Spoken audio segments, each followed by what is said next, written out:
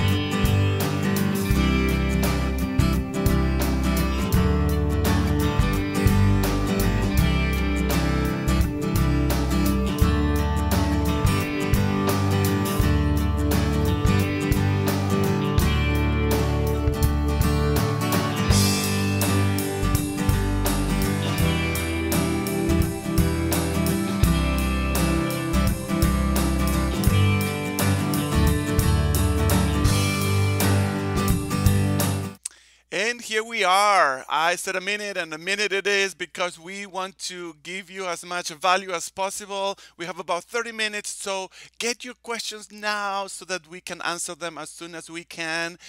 Elena, we are here. Yay, yay. So good Yay! to see everyone. Yay! Hi. Hi, how are you? Good. Good. Really warm in New Orleans today. How's Minnesota? Minnesota is warming up. It's warming up. We are Good. getting there. Yeah, we are getting there. So for those who one don't know you, which I can't imagine nobody knowing you, about you yet, tell us a little bit about how did you get into all this online stuff? Yes. So the long version, no, the short version of the story, a friend of mine was in another town and she needed help with her English. And there was no way I could make, travels back and forth every week. So we decided, let's try out by Skype. And she's an innovator. So she's like, wow, this sounds really cool. Let's do that. So we did that. And it was in 2008, believe it or not.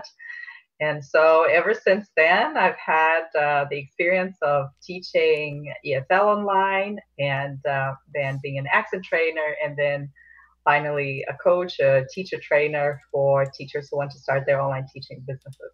Okay. And I know that many people watched your session, but remind us a little bit what your session was about and so people can be thinking of more questions for you. Right. So we talked about smart online teaching, how you can go from working one to working in a more efficient setting where you can create programs and give people opportunities to learn with you outside the prescribed format that we all know as Skype lessons or one. And we've talked about how teachers should think about what they're offering, how to package it, and how to produce results. Because this is a hard, and all of these are hard questions. It's much easier to say, hey, I'm going um, to work online and we'll have a few lessons via Skype. But it's more difficult to really think about how you're different. But this is essential if you want to stop this never ending talk about competition and all, because if you are still worried about competition, chances are you're still not sure about your niche and placement. Yeah, and you just mentioned niche, and Heather Hansen will be coming right after Absolutely. Yeah, you. this is great. I'm Yeah, glad that you'll be doing that. Yes, yes. So, but just like in language learning, repetition, repetition, repetition, I think we absolutely. can't say this enough. And Diana just asked the question, what are the things or aspects that define well our ideal client? So if you could address that a little bit, and I'm sure we'll expand a little more with Heather, but what do you think about that question? So about finding an ideal client. Diana says, what are the things or aspects that define well our Okay. ideal client? Yes. So there are different ways for you to go about that. Think about the people that you have worked with and had the most success with. And what kind of person is this? So is that a motivated person? Is this a person that likes structure? Is that a person um, that enjoys learning on the go? Is this a person that likes art, music, expression? Is this a person that's into numbers, into like dry structure? They're different people. And then try to give this person a name and imagine their lives. And it always helps to write it down as, give this person a name and write this down. It may give you a better picture of, oh, this is a person, her name is Jane, she's 35 years old, this is what her life is like, this is why she's learning the language, this is how she's enjoying, this is what other things she enjoys doing. So definitely the right client, if you are really clear who you're speaking to, you're going to get these clients. If you're not particularly clear, like in the beginning, my ideal client was whoever had the money, but this is not the right criteria. I believe that saying that my ideal client is the one who can pay me is the same as saying the ideal husband is the one who's not married. Yeah, it's like I want to get married, and so what's my criteria? Oh, whoever is out there who's not married is going to work with me. So you have to be a little bit more precise about that. Does he like reading? Does he like studying? Does he, you have to be really really clear. Otherwise, you'll end up with whoever, and then we'll have all these forums full of questions. Well, how do I get my lessons more interesting? This person is not motivated. And you don't have to be a martyr because you're your own boss and you can decide that. Perfect. And we do have a couple of questions from Benedetta. She asked in advance at the Facebook group. Yeah. Great job, Benedetta. She did her Thank homework. you. Yes. And they are both directly related to your session, so I can tell that she watched it. Everyone, if you haven't watched all the free sessions you have this week, you have a few minutes. Remember, you can pick and choose. Don't get overwhelmed, but they are there until Saturday, April 7. So Benedetta asks, question one, how do you price these different formats? You talked about the Mm-hmm. different Right. formats in your session, online courses, writing programs, etc., as opposed to one-on-one. Mm-hmm. That's one question. Do you Mm-hmm. want to start with that, and then I'll tell you the Yes, other? Okay. yes, I think I can go. Well, pricing is really complex, and I will actually be in a few weeks doing a special program challenge in pricing where it will dig deeper because it involves more than just putting a price tag. It's a mindset thing. But generally, what I would tell people is, let's say you're working one to one with a person and you're charging them, let's say, $100 a month for a series of however many lessons. And when you create a program, and you may not have one-to-one lessons, but you have other things that you offer to a person so that they can work through and receive results. You have a program, you have a guide for them, you have worksheets and tasks, and you give them feedback. I don't see why you shouldn't charge the same amount as you would have for one-to-one lessons. So that's the starting point. Okay, because a lot of people, like, I don't want to go into the charge what you're worth, and then we're like getting into this whole core message. Obviously, we really need to know what the client is getting at the end of this month that they're working with you. If you don't know, then it's going to be really hard to sell it. But when you do know, it's easier to sell it than one-to-one lessons because people want the result, not the number of lessons in a sequence that may or may not even get the person anywhere. Great. And the second part of the question is, can you expand on the sell it before you make it concept? It feels the wrong way around. Yeah, that's right. So it does feel a little awkward because it's really foreign to us as teachers. If you have, the more you have been at university, college, you know that you don't start your year without all your paperwork, all your ducks in a row, everything is together. However, at the university, you don't have to think about who is walking into your classroom. You start with your program and you know that the students are going to be there. Now, whether or not they're your ideal students, most of the time they're not, but we won't go into that. Now, when you're working for yourself, you don't know if there's going to be interest for something that you're doing. So what you're selling in the beginning is the idea. So don't try to sell it as a hey, here's the course and will you buy it? No, because it's not there. But what you do is you write a letter and say, I have an idea of creating this program that I think will benefit you, and you give a short description of it. Would you like to do this? How much I would charge for it, and this is when it would start. Would you be willing to do that?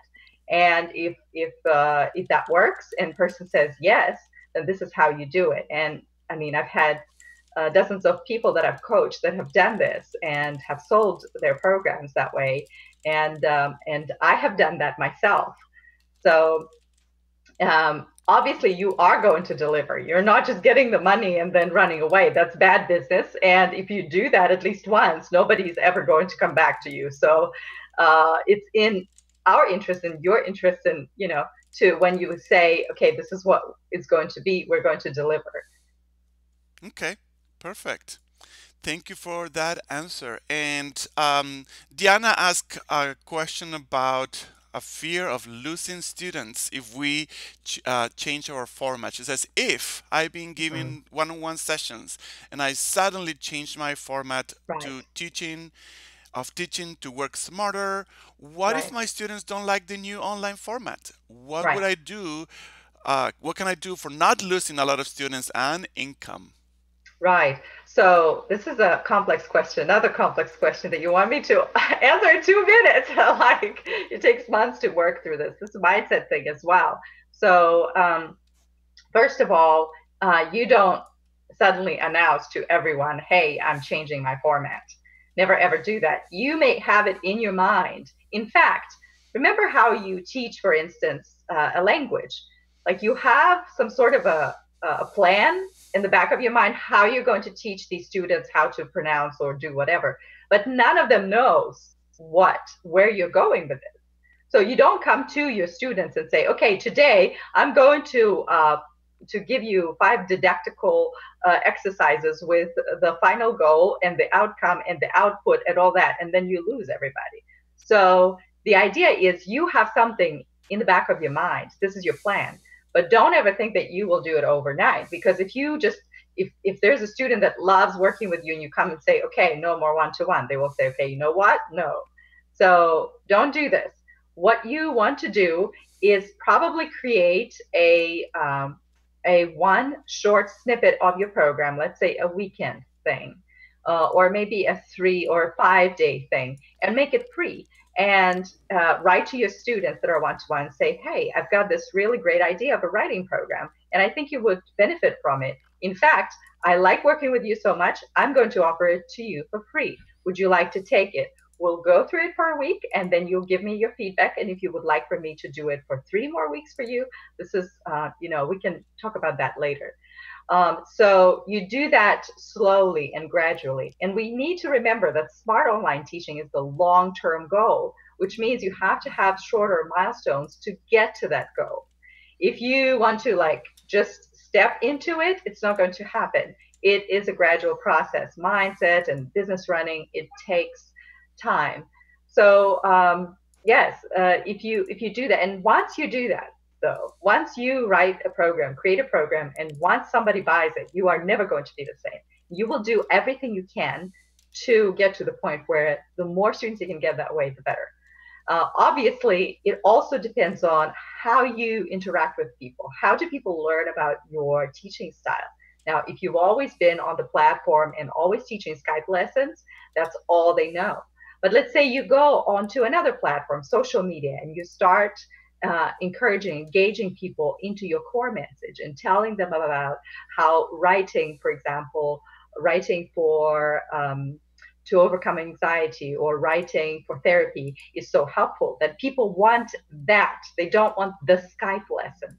Most of the ESL teachers, I go to the website, and the first thing I see is Skype lessons are so fun because you can access your Skype at home. Like, who doesn't know that? Is that what people really want? No, they want something else. They don't want to know that, oh, I can open Skype and work on Skype. Everybody knows that by now. So we need to train them and teach people to expect different things. And that doesn't happen overnight. a mindset. Think about yourself, even changing something. There may be a spark, but eventually it takes time and consistency of doing this thing that you're so passionate about and sharing it until people get really excited and want to jump on. Great. And Elena, we are giving fast stream of information Yeah. to people here, and for some of them it's a new concept. So I know that people are Mm. still processing your session. Starts dealing with it. You also in your presenters page there is a link for a gift, and can you remind people where they can get there because it's connected to what we're talking about? Yes, it's a smart kit, and it's a two-page document that gives you different ideas of 7 different formats that you can use to teach language specifically online. To how you can do that, you don't necessarily need to or should depend on Skype. There are different ways of doing that. And I also follow it up with 3 emails where I talk about how it happened for me, like how the process went and how I got to a point where I am right now. So you can do that when you go and click on the Smart Kit. You can download that and you can learn. And once you see different possibilities, it's as though most of the time the teachers I work with, they say it's as though we were given permission to be different, to work differently, to think differently, and all of a sudden their perspective changes. So if I get that kit, it means that I become smarter right away. Well, I have to read. I have to read it first, I guess. Absolutely, yes. Download it, read it, use something else. Use your smart brains uh, to spark Perfect. through this. Yes. We have still a few more minutes for this live session, so keep your questions coming. But I want to give you Elena, an opportunity to share with our audience. Is there anything else that coming up in the following weeks that our audience might be interested in? How they can find out more information about it, or in general, if people want to connect with you, what are your preferred methods for them to say, "Hey, Yes. Elena"? Yes. So thank you so much. So of course, my website, you can sign up and follow the blog, read the blog, and see the updates. I send out newsletter every other week, and sometimes more often to let you know if there are certain events that are coming up. Like I said, at the end of the month, we are doing the event focused on pricing. It's a 3-day challenge where we will be talking about pricing and how you can change that and where it starts, which actually starts in your mind. And then another thing I wanted to let people know is this little book, Opted Out of the Real Job. I wrote it together with Veronica Pawlowska, who is now my brand strategist and graphics designer, and she made this book absolutely beautiful. But you can find it on optedoutlife.com or on Amazon. Just type in "opted out of the real job," and everything that I talk about, everything that you have listened to, you can learn more through here. And there's a journal that comes with it that you can purchase either on Amazon or you can download for free if you get this book on Kindle. Actually, there's a Kindle version. These are just the printed versions that I'm showing here. But the journal has all the prompts and questions that you need to ask yourself when you want to think about your niche and your ideal client and how to reach out to them and how to connect with them through social media. And you just mentioned the brand word, and you know that you're working with a branding specialist, and we did have a question about Mm-hmm. branding. Mm-hmm. So if anyone had any questions about how to find the materials she said, I just posted in the chat the direct link to her Thank you. Thank you. Elena's market, so do get it. It's gonna illustrate and tell you more about the concept that she's talking right now. And there, it's also her website if you want to keep the connection and conversation going. But talking about brands, someone asked, Elena, you have to build yourself up as a brand, correct? Yes, What's I your believe so. Yes, I believe that you have to go from bland to brand. And a lot of people have a different concept about branding, but Jeff Bezos said it really well. He said, brand is what other people say about you when you leave the room. And Jeff Bezos is the one who is the CEO of Amazon, and he probably knows a little bit about branding. So I believe that the whole question about niching and ideal client and your offers, it all evolves around what is it that you're promising? What is it that you are giving to the people that know you? And the more you focus on that, and the more you focus on the people that really love what you do, the better brand you become. Now, your brand is not the logo. It's not just the logo. So if people just start out and they're like, oh, I want to be a brand, let me go and find and create a logo. No, this is not. Your brand is something that you offer consistently. It's your community, is your personality online. It's what people will say about you when you leave the room. And nobody will say, oh, their logo looks like this when you leave. So if you want to connect with me, also there is an opted out group on Facebook that I forgot to mention, and we talk about these questions of branding. And if you have more questions about branding, then Veronica will be the greatest, best person to respond to those. Yes. So Karen says, I have done some business and marketing training, so I know you have to build your brand and make yourself known to your customer. Absolutely. And Diana says, last question. No, Diana, you can ask all the questions you want. We don't have all the time in the world, but this question is kind of a nice transition into our next presenter, Heather Mm, Hansen.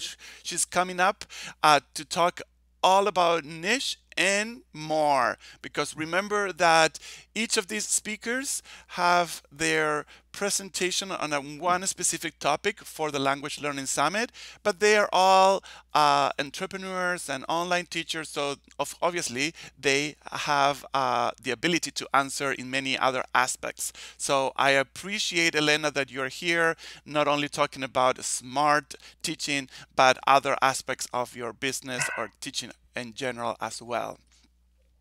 And Diana says, can we have more than one niche in the English teaching field? ooh, Mm. that is a favorite question. Okay, so last month we did a short. Veronica and I actually did a workshop called "Dare to Be Different," and it was all about niching. And we started out with the architectural pictures of a niche. If you can imagine a niche in the wall, um, that's what it is. So when people imagined that, and when people saw that what it is visually, and the niche is something you can put in there and how you can make it your own, you realize that two of them is not necessarily possible. They are only possible if one is a daughter brand of the other. So, for example, in the smart online teaching, we started out with that one, and then we created the opted out group. It's an opted out group started with a book that I wrote in 2015, opted out of the traditional classroom, and then I asked Veronica to help me rebrand it or give a new life to it and give a new life to the community, and she did this phenomenal job. Um, so opted out is a little brand of its own with a lot of its own potential that I won't talk about, but it's possible to do that within the same thing because they are connected. The same thing as Smart Teachers Library is a part of Elena Mutonono brand, but it has its own idea. It's community and actionable content and people that really want to be smart online teachers and business owners. So it's a little different facet of each one of them, but they're all streamlined. They're like matryoshka dolls, if you know, if you have ever been to Russia. So it's like one big one, and then the smaller ones, they're sort of like the big one, but they're a little different. Um, but starting out with several niches is not a good thing because, and I can say that because I did that. And last year I had to leave one niche behind. I did accent training and I did teacher training, what I'm doing, smart online teaching. But I realized that they are going into completely different direction and people were getting confused. Like I would go to a summit and people would ask me, well, what do you do? And I said, well, I coach people on how to start online teaching businesses. They're like, oh, great. So what's your Instagram?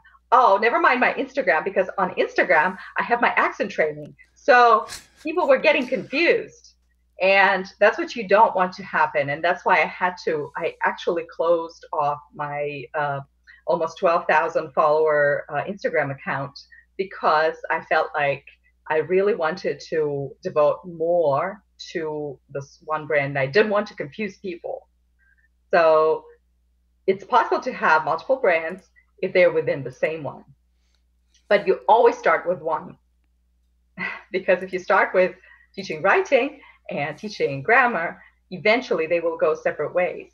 When people come your ideal client and they want to do writing, this is one set of problems, and they are looking for this. If you have something else, it's a different thing. So people will get confused on your website unless you want to have two websites, which means you have to have double marketing, double social media presence, double everything. And that's a lot of work for a little outcome in the very beginning. So start in a smart way, start with one. Otherwise, you'll be like that unisex barbershop. Like, what woman will go to that? You'll go to a salon, right? Where you know that this is where you won't go somewhere where they can, cut children's hair and they cut men's hair and women and, everything. It's kind of scary to go to a place like that because you're not really sure if they're going to do a good job. Oh, there goes my idea for doing a coffee shop for Oh, cats and dogs. Paulina, I wanted you to need do to this talk to. coffee shop for cats and dogs for such a long time. Now I have to do two, one for cats and one for dogs. Oh no. Okay, so I'll come to Minneapolis to whenever you open one for dogs. Whenever I I open, don't care about cats. okay, you come to the dog. Sorry, sorry. You So come to the doggy one. Okay, right. Elena, it's been a pleasure talking to you. We have Thank you so much for your questions. Great, great time. Thank yes, you. we have to wrap this up because Heather is waiting in the green room. I point to that way, but she is whatever at home. Any last words that you would like to share with our audience? Well, the same thing that I shared, and I will repeat because I'm a teacher, right? And I like repeating. We need to think about our business as a gift to the world. In the Opted Out Journal, really, one of the chapters, we have this little page where you're supposed to draw your little gift and write why why your business is a gift to the world. This is the beginning. Here's my little gift. Okay, so this is this is how you begin. You need to know how you're different and how you can stand out. This takes a lot of work. It's much more work than putting out a Skype lesson invitation. So take the time, do the hard work. Do not be afraid of doing the hard work, and do not think that you are somehow deficient. You can do that. You can do that. You have done so much hard work so far to come here to be a part of this event.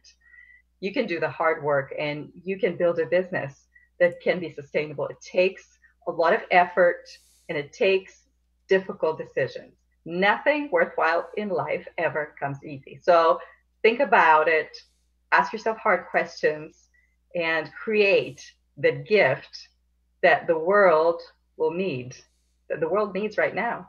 You are the only one who knows what gift that is.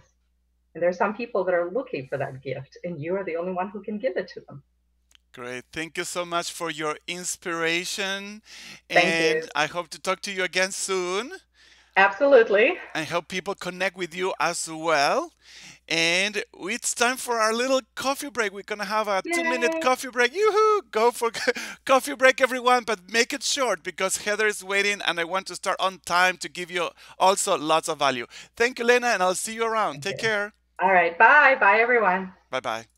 So, everyone, stay right there or maybe get a quick coffee and come back because Heather will be with us soon. See you soon. Stay there.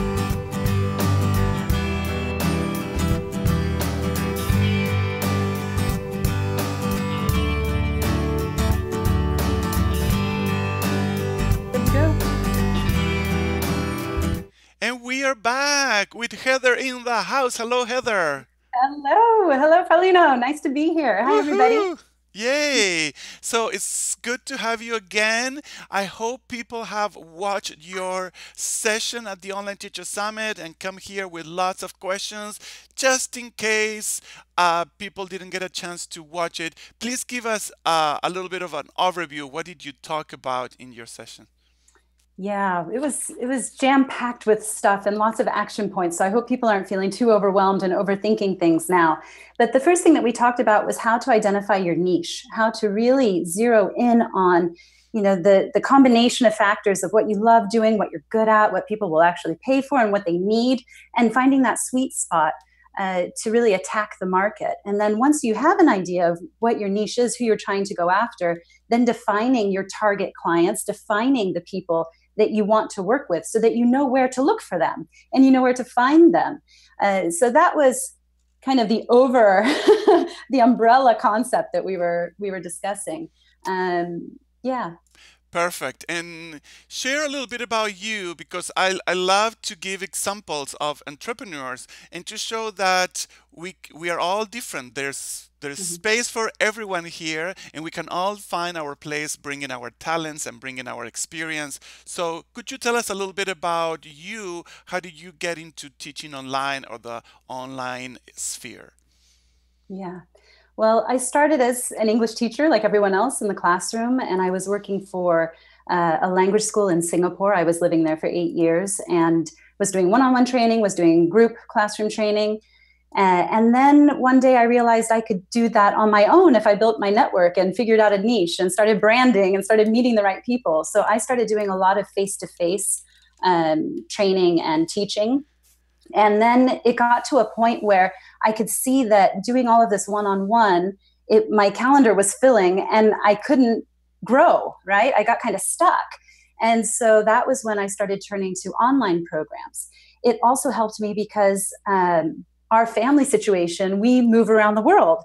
So I knew that at some point we would be leaving Singapore. I wanted to have some kind of base online to know that I could support my business no matter where I was in the world. So I went online to start I do both one-on-one coaching online, and I have a number of online programs that I run either on demand or live. So that was the big reason why I shifted or actually just added the online component, because I still do a lot of face-to-face and I still travel a lot to run seminars and workshops and do talks. Yeah. Perfect. Thank you for sharing that so that, I'm sure people will be identified with different aspects of different speakers and we all have different journeys to this and it's all fine. We're all in this together. Absolutely. I was going to Absolutely. sing a And I think it's Disney so, I was going to sing a Disney song right now, but I don't want to get in problems with copyrights because we are live. I don't want to be shut down. So let's start with some of the questions that our audience or participants of the Online Teacher Summit posted on Facebook. Benedetta says, hello, Heather. Do you think that looking for a niche when you are at the beginning of your online business could be risky? That could reduce the number of your potential students too much? What do you think about that? this is always, I think, the biggest fear for people when they hear about creating a niche. They say, but if I'm niche, then what if somebody comes to me and they want to do something and it's out of my niche and then I have to say no, or or they'll never come to me if it's outside of what I'm doing.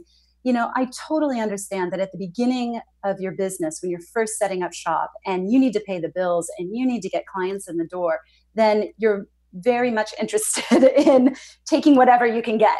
And people get into that and they get into that cycle. In the beginning, I'm not going to tell you say no to clients. I mean, you need the money. That's the reality. Okay, I can sit here and tell you, no, you have to have your niche and you should only do your niche. But I know the reality. I've been there. I've done that. And I've taken clients who wanted some kind of business writing course, even though my new niche was purely pronunciation and presentation skills. But, you got to pay the bills, right? So I think that you need to create that niche. You need to go through the whole exercise of deciding where are you going with your business. That needs to be in your mind. It needs to be crystal clear, and you need to start going after that. Now, if people come from you from the outside, it doesn't mean you have to turn them away. Do what you need to do to pay your bills, but you're going to actually find, this is what's a bit it's a bit of a paradox because people think, well, if I go narrow, then there's fewer people. But guess what? Those fewer people find you so much easier. They're attracted to you so much more because you provide exactly what they're looking for. If somebody goes online like, I want English lessons, they have a million people to choose from. How are you going to stand out? But if I go online saying I want email writing skills, I type in email writing skills, and there's going to be, the first 5 people who come up on Google, and they are purely focused on those skills. And they are getting every single client that wants to learn about email writing. So you may feel like creating the niche, you're losing clients, but I would say actually you're not. You're going to make it much easier for yourself to get the clients that you actually want to work with, that you want to be in an area you want to work in. Okay, and you just mentioned, the reality. We do have to pay the Yeah. bills, but if we keep focusing on our niche, do you think that it may come a point when I can start saying, "Thank you for contacting me. I'm focusing on this," and then maybe refer those students to someone else? Absolutely. That's the big goal, right? That's why we niche. And that's why we can very honestly say that we are not in competition with each other because I am purely niched. I do pronunciation. In this day and age, if people come to me and say, I want email writing, I say, absolutely not.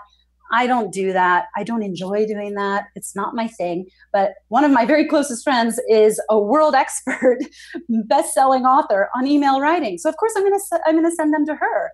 And that's when we can really start collaborating in really powerful ways as teachers and support each other.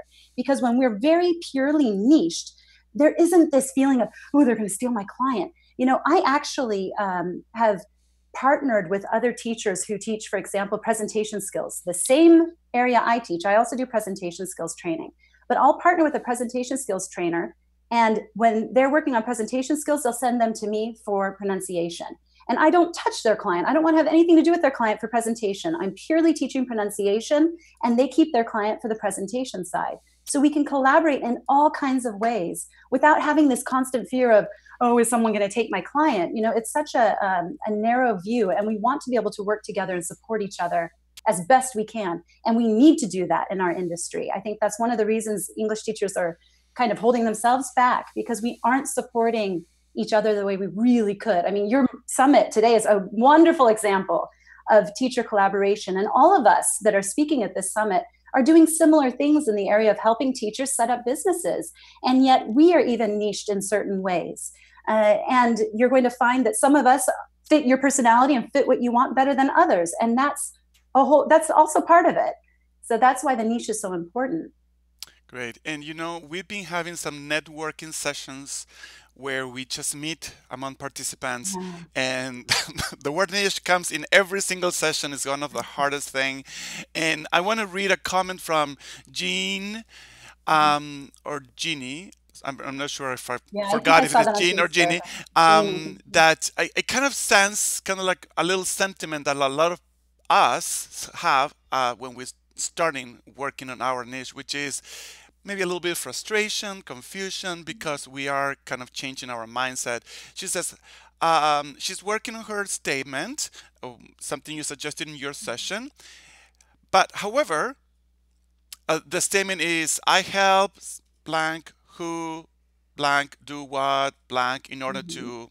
So Mm-hmm. you're completing the statement that you Grabbing the talked about recipe. Yeah. in your presentation. She says, however, the who and what are still too large, too vague, perhaps to send the email suggested to be sent to friends and family.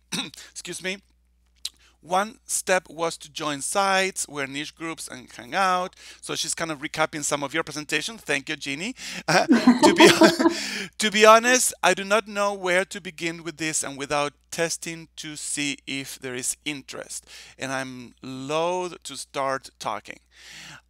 Friends and families require more precision if they are to feel excited about my idea. If I talk too much to the wrong people, I will lose my vision. What suggestions are there for the next step? Mm. So, Perfection paralysis. Perfection paralysis. This is a lot of overthinking, Jean. I don't want you to be so scared of getting started, or so scared that if you get your niche wrong, everything's going to just fizzle out. Your whole business is doomed for the rest of your life because, oh my gosh, I chose the wrong niche, or I chose the wrong client, or I didn't line it up correctly. This is a learning curve. This is a process. It's something we learn every day through experience. When I first started my company, I was doing general English, I was doing pronunciation, I was doing presentation skills, and I was doing people skills. Now, you could argue that these are four completely different niches, which I don't necessarily agree with, because I would say they were all under the speaking side of English. So they all tied together around speaking skills. And that was the niche that I had. And I created a broad niche in the beginning because I knew I wanted these different legs to it, but they all related, a bit like what Elena was saying. They need to be relating to each other in some way.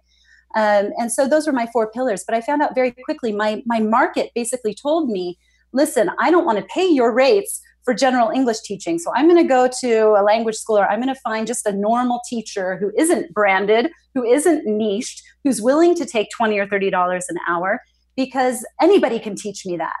But I know that only you can teach me presentation skills. Only you can teach me pronunciation because you're an expert in this area.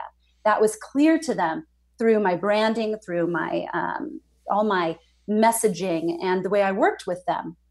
So very, very quickly, I would say within the first year, general English language was out the window in my company. And we already saw my own niche changing and developing. And, just like Elena as well, now I've added on this whole new brand, this whole new company starting to help and teach teachers. And as she says, yeah, it becomes very confusing because now they're two completely different things. And what the future holds for that, who knows? But the point of this story, Jean, that I want to tell you and to everyone there is just start, just get going. I know that you in particular have a background. You have clients that you've worked with. I love Elena's idea of putting a name to them. I've learned that is creating an avatar, creating the actual person, giving them a name, and really thinking about, where does that person hang out? Does that client go and play tennis? Does that client like to golf? Does that client go to these sports clubs? Does that client belong in these charity organizations? Figure out who that is. Take one of your actual clients and ask them, where do you hang out? Do you know other people like you who would like to do what you did with me? Where can I find them? But I would say don't worry about being too broad in the beginning, because you'll find that it will naturally narrow as you find out what people really want to learn from you and what you're really, really good at.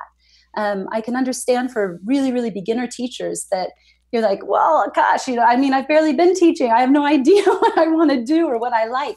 And then maybe you need to stick to general English, and maybe you define your niche through an industry, for example. Maybe you want to teach English only to restaurant staff. Maybe you want to teach in the hospitality sector. Maybe you want to teach in the travel sector. Maybe you want to teach in oil and gas, engineering. And if you niche that way through an industry, you can keep doing general English, but you're the expert in that particular industry. So I think that you can look at niche in a few different ways, and it's this combination of industry and your own talents and ideal people you want to work with. And those can come together and interplay in interesting ways.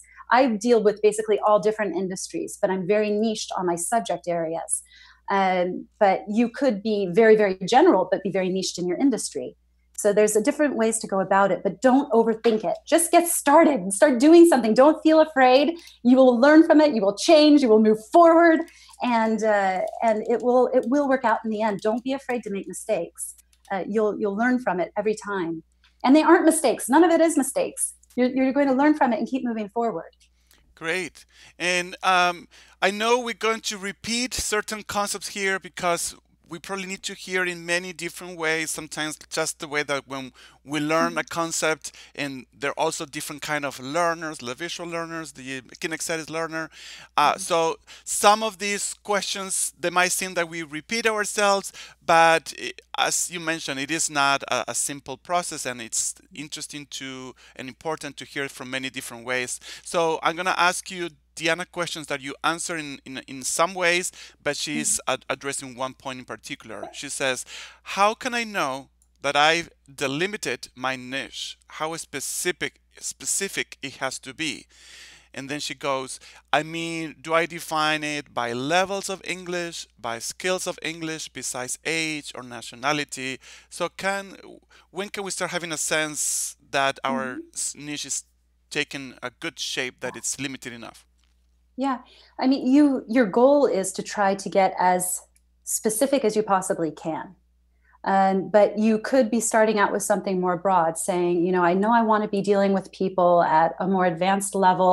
Since they're at a more advanced level, they're usually at a higher position in the company, in this kind of industry or doing this kind of job and having this kind of need. If you look at the USP statement, I help this type of person. Um, I help this type of person do this so they can achieve this. If you can fill in those blanks, then you have the beginnings of your niche. That's good enough. And it can be as broad as you like. I mean, my very generalized niche is I help top global leaders. Now, if I wanted to be more niche, I could say I help C suite professionals, meaning CFO, CEO, CIO, C whatever O. And that would be very specific to my market. I do only primarily work with C suite, but I leave it open so that I can also touch the next couple levels of management, especially with my workshops and other things. So I help top global leaders speak clearly and confidently. That covers my pronunciation training. It covers my public speaking skills, two somewhat different but very intertwined areas, so they can have a greater impact on the world and in their business. And that is also not incredibly narrow, right? But when you have a niche that works, you will hear your potential clients mirror it back to you. So I have people who write to me and say, Dear Heather Hansen, I want to speak clearly and confidently in global settings. Can you help me? And it's because they've taken that, they've read my materials, and I have perfectly put into words exactly the concepts that they were thinking and couldn't really verbalize. Then they see the website, they read my materials, and they say, yes, that's exactly what I want. And then they end up writing to me using the same exact language. And that's when I think you've really got it. You've gotten in your client's head, and they're mirroring back to you your own branding and your own writing. But again, don't be afraid to be a little bit broad in the beginning. And with time, you're going to find you narrow, narrow, narrow, narrow, especially as word of mouth kicks in. And this person tells their friend who's a very similar person, who tells a very similar person. And pretty soon you find out, oh my gosh, all of my clients are in the finance industry and they're all, investment portfolio managers, right? And you didn't even see it coming, but it was that you got in with one person and then word of mouth spread, and suddenly you have become very niched. So this sometimes happens very organically as well, and allow that process to happen. Great. And Hopefully that helps. I I, don't know. I think so. I think so. People are reacting, and I love that people not only are asking great questions, but they're also expressing themselves and kind of sharing what their fears I and don't their have the chat box up on my screen, so I'll have to go back and read through everyone's reactions. Yes. So, for example, we have someone that says, I've been struggling with the idea of niching since the last conference, 2017, so a year ago. It's a terrifying idea because I've been teaching for a year and a half, but now I know it needs to be done. And I think you already mentioned that, you just need to start, and don't be afraid that things can change, or start with something a little bigger and then work your words to something a little more focused. But also, as you said, it's not like we turn on the switch one day and let's, hello, now today is my niche, no more general conversation. But No, and when you change your offerings as well, you're still going to have people coming to you for some of the offerings you had before. It's not like you just say, woo, this is my niche and I don't do anything else anymore. Of course, you have those skills. Of course, you can still help other people. But with time, as you begin doing more and more and more of the area you really love, you don't want to do the other stuff anymore. So, yeah, in the beginning, I still took every odd, like general English person, but I realized I don't have a passion for that. I want to do pronunciation and presentation skills. That's it. That's what I want to do. So now when people come to me, it's like, nah, yeah, I could do that. Yeah, I could probably use the money, but I know it's not my passion. And I know there are other people out there that are so much better at it. So I don't know exactly what I interrupted you, Paulino. So go ahead and finish your question there. no, it's fine. It's okay. We're just talking about people struggling with it, and that's okay. Yeah. We're here to work it out. I do have to say, um, I love that people are getting this awareness and consciousness. I hope that people don't expect that you're going to come out of this session knowing exactly what their niche is, but because that's a process, and we are here, or you are here, mainly to help us walk through it. But it might take more time and reflection. So, but you just talked also that your niche could change over time. You find out by trial and error. In fact, we do have someone who mentioned about trial and error. She says, Mhm. I learned early that I did not want to teach children, and shortly Yeah. thereafter I let beginning students go. Trial and error. So that's a great way to go. Yeah. She Yeah. now And children for me. yeah, I don't work with children at all either. But you know what? What's really hard, I think what's so hard for teachers to create this niche is that we have such big hearts. We want to help everyone. And let me tell you, I've had clients come to me and I love them as clients. They're my favorite clients. And they're like, Heather, will you please work with my daughter? Will you please work with my son? And it's like, gosh, man, I really want to. I love working with you. I would love to help your family. I want to do all of that. But, that I know that there are other people out there who will do a better job. Because I just, I love my own kids and it ends about there, and that's about it. That's as far as I go. And they're even a handful, right? And so there are people out there, though, who are amazing with kids. So, I mean, part of defining your niche is think about what do you love doing more than anything else.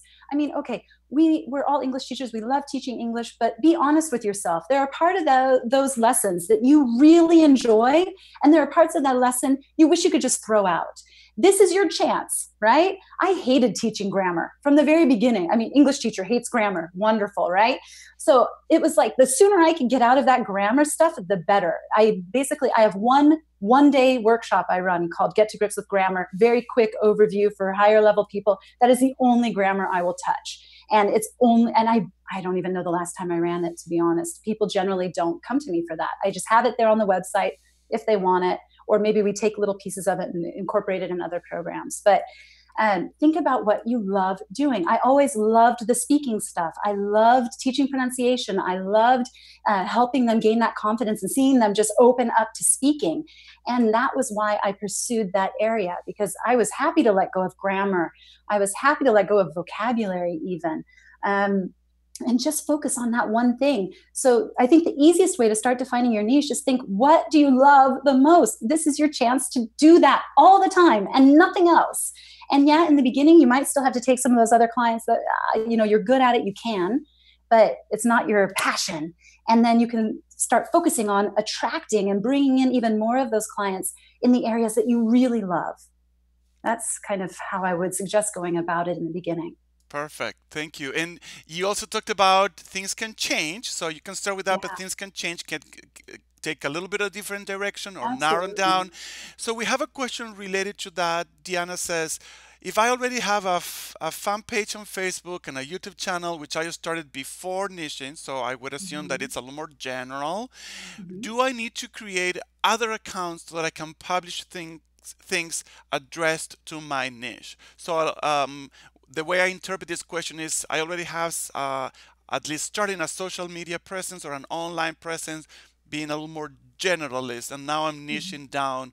What are Mm-hmm. your suggestions for starting to share that Yeah. change in the way that I present myself online? I think that it depends on how different the niche is from what you've been doing. I mean, when I think about YouTube, for example, what I like about YouTube channels and what I've done on my channel is I have a number of different playlists. So my YouTube channel is branded under me, my name, and my pronunciation training. But I have a whole playlist on speaking global English, for example. I have a whole playlist on how to pronounce certain words. I have a whole playlist on clips of my live keynote talks and things like that. So on YouTube, I think that it's a little bit easier to develop these playlists, and you can have them because people can just follow a playlist if they wanted instead of the full channel. So there's things you can do on YouTube. I also see people though who decide to completely, change course. and start a completely different channel. And then it's about being in touch with all of those followers, all those subscribers, and trying to get them to shift over. But of course, there are many of those subscribers who may not be interested in your niched concept. So you can't expect that all of them are going to follow you over. And that's a good thing. Okay. I know you're going, no, I don't want to lose my followers. But if they are not interested in your niche and they are never going to pay for your services, there's no reason to keep holding on to them. And in fact, when you start building a list in software programs, you are going to be charged by the number of followers you have. So it's good to do a little streamlining process every now and then to keep those numbers down and keep your open rates and your response rates really high. So great, you have 25,000 followers and you have 20,000 on your mailing list, but if only, 700 open the mails that you send, then why are you holding on and paying for 20,000 followers? So this is, as you get a lot bigger, I mean, you probably aren't thinking about this now, but I'm saying as you look forward, there's huge advantages to keeping the numbers small with a very powerful interaction.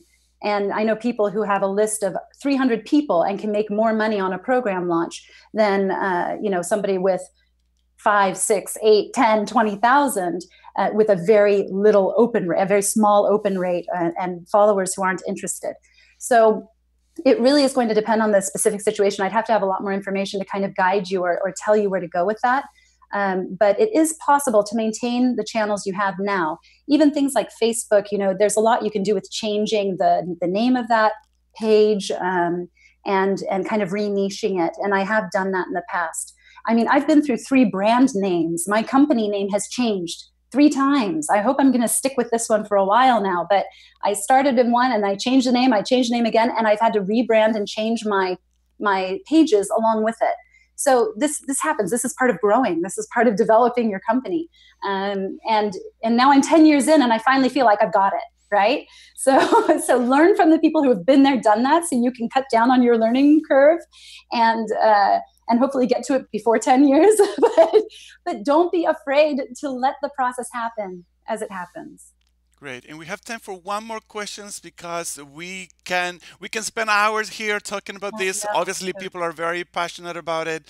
I encourage people maybe to come to the networking groups and share what they're thinking about their niche, and you'll have many other people listening to you. So those could be your first people that you ask, does this sound like niche enough? And if you're family doesn't want to talk to you about it, come to the networking group and your colleagues can give you their perspective. We have time for one more question, and then Heather, I would love if you could share a little bit of what's going on in your business life, anything else coming up soon that our audience will love. So be thinking about that. And let me ask you this. When I ask people, Diana says, when I ask people what they want, they say that they want to improve their speaking and listening skills as they can learn grammar in books. I think what I'm seeing there is like when we ask the question, what do you want? People say, I want to be better at speaking, period. Mm-hmm. And that's not specific enough. So how can we ask in a way to get a little more specific information or coach our students so that we can hone in on their specific goals and needs? Mm-hmm. Use the word why a lot. So when they say, what do you want to learn? Oh, I want to be better at speaking. Why? That is the $1 million key word to use with your clients. Why do you want to be better at speaking? Oh, well, I find that, I'll be talking and then I am not sure about the right grammatical structure to use, and then I confuse myself. Okay, so is grammar one of the issues that you're facing? Yeah, I guess so. Okay, so you need to dig deeper. Or they might say, well, why is speaking important? Well, I have to give a lot of presentations in my job, and I'm really uncomfortable doing that because I'm worried about the words I'm using, the words don't come to me. I can't, my vocabulary isn't very big. Okay, so vocabulary is one of the underlying factors. Or they're saying, I'm really worried about mispronouncing things because people in my department, they make fun of me all the time because of my accent. Oh, okay, so the real underlying why is your pronunciation and fear and embarrassment. So you need to dig deeper than just a skill set, like speaking, pronunciation. Why is that important to them? Why are they coming to you for that? And you learn a lot when you start asking why. I mean, people come to me and say, I want to sound like you. And I go, why on earth would you want to sound like me? Why? And they say, oh, because you're so clear. I can't understand any native speakers, but I can understand you. Okay, so clarity is important to you. It's not sounding like me, it's being clear and having others understand you better. Okay, that's the goal that we're setting. So it's always about why, and digging deeper and deeper and deeper, and remembering as well, this might be getting off niche a little bit, but remembering as well that they're coming to you for an emotional need. They aren't coming to you just to learn English. They're coming to you because they want to belong, because they want to fit in, because they don't want to feel embarrassed, because they're afraid to speak up, and they want to be able to share their ideas with the world. They want to be able to get the international posting or the job promotion. It's important for them to provide for their family and have a decent job. It's important to them to be able to travel and learn. They have values, human values, that are attached to this goal of learning English. And that is where you need to tap in. That's what you need to be selling to, not I teach pronunciation. Well, so what? No, I'm helping people to speak clearly and confidently, to overcome their fears, to share their ideas with the world, to make a better impact, to support their families, to on and on and on and on. And that's what we need to be focused on. So that's a really, really great question about, trying to help them define and guide them and really understand and help them understand what the values are that are guiding them in their quest for knowledge and learning English. And that went off a little bit of that question, but I think it's really important to think about. Yeah, that's fine. That's fine. That's great. So if you have any more questions, just bring them to the Facebook group. You can post them under Heather Hansen post, and she can look at them there. And of course, on her presenters page at the Online Teacher Summit, there is a link for her gift where you can learn more and connect with her there. But what else is coming out for you? Anything interesting that we should know about? Yeah, very interesting. First of all, I hope everybody has downloaded the Language Business Quick Start Guide. That's the free gift in this course. It's 20 pages long. It goes through 10 different strategies for starting up your business, all the things to be thinking about, from niche to pricing to marketing and sales, networking, everything. And it's a really quick deep dive. It's like getting hit with the fire hose, but there's lots to think about coming out of that report.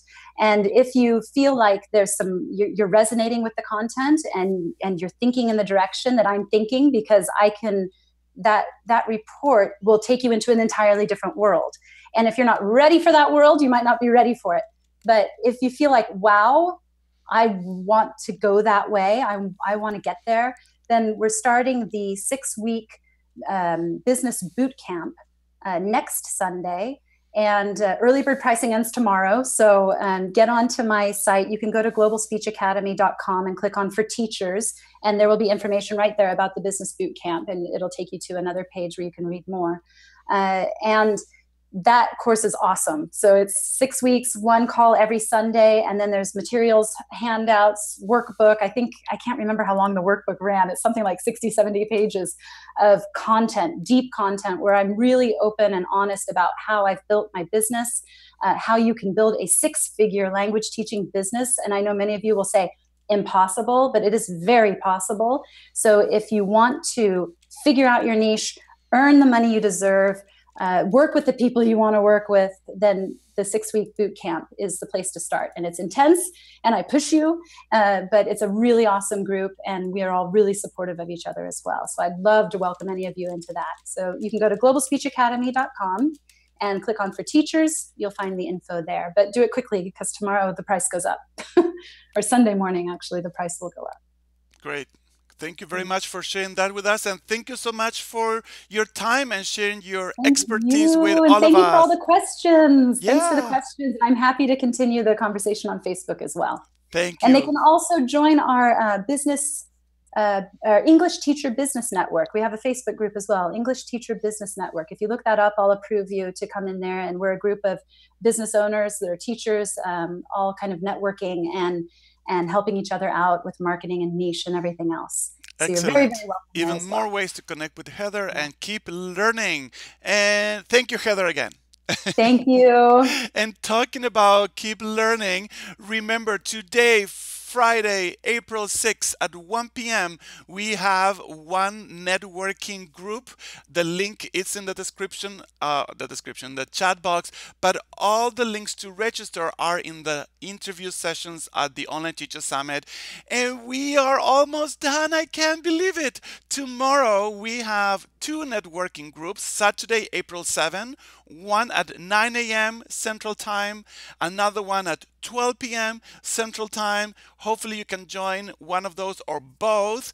And our closing session with closing thoughts and ideas and surprises tomorrow, live right here on this page, onlineteachersummit.com/live at 3 p.m. Central Time. I hope to see you all there. Thank you, everyone. Have a good rest of your day. I might see some of you in about a little more than an hour, 1 p.m. Central Time, for our networking group. And I hope to see most of you tomorrow, Sunday, for networking group, or at 3 p.m. here on this page for our closing program. Thank you, everyone. Take care. Bye bye.